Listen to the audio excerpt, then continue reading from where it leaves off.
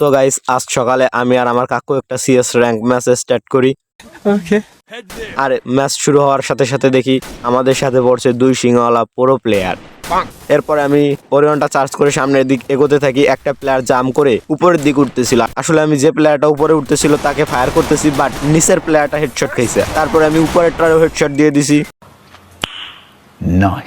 সামনে একটা প্লেয়ার ঘোরাঘুরি করছে, তাকে হেডশট দিয়া দিন শেষে ঘরে ঢুকে ডাউন করে দিয়েছি। घर में घुस के मारेंगे। আমার ট্রিপল কিল, লাস্ট কিল করতে পারলে এইস। আমি মাউথ খুলে বলার আগেই আমার টিমমেটে কিল নিয়ে নেয়। এরপরের রাউন্ড শুরু হয়, আমার কাকু নেয় একে, আর আমি যেহেতু জি18 খুব ভালো হেডশট লাগছে তাই আমি শুধু জি18 রাখছি। রাউন্ড শুরু হওয়ার সাথে সাথে আমার কাকু ডাউন। তার কিল বক্স থেকে একে নিয়ে আমি সামনের দিকে আসি। পিছনে দেখি আমাদের প্রো প্লেয়ারকে কেউ একজন পিছন মেরে দিয়েছে, তাকে গিয়ে রিভাইভ দেই। এরপর আমি জি18 নিয়ে সামনের দিকে গই। এরপরে সব প্লেয়ার আমার উপর রাশ দিছে, বাট আমি প্রো প্লেয়ারের মতো শুধু জি18 দিয়েই ফায়ার দেওয়া শুরু করছি। একটা প্লেয়ার আমার উপর রাশ দিছে, তারে আমার প্লেয়াররা বাস ভরে দিয়েছে।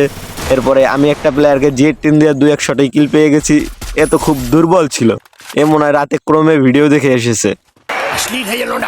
এরপরে লাস্ট প্লেয়ার আছে 1v1, একে রেখে শুধু জি18 দিয়েই তারে হেডশট দিয়ে ডাউন দিয়ে দিছি। সরি, ডাউন না, একেবারেই ফিনিশ হয়ে গেছে।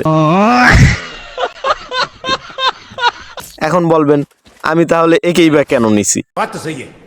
কারণ পরের রাউন্ডে আমার কাক্কু রেখে আমি আমার কাক্কুকেই ফিরিয়ে দিয়েছি।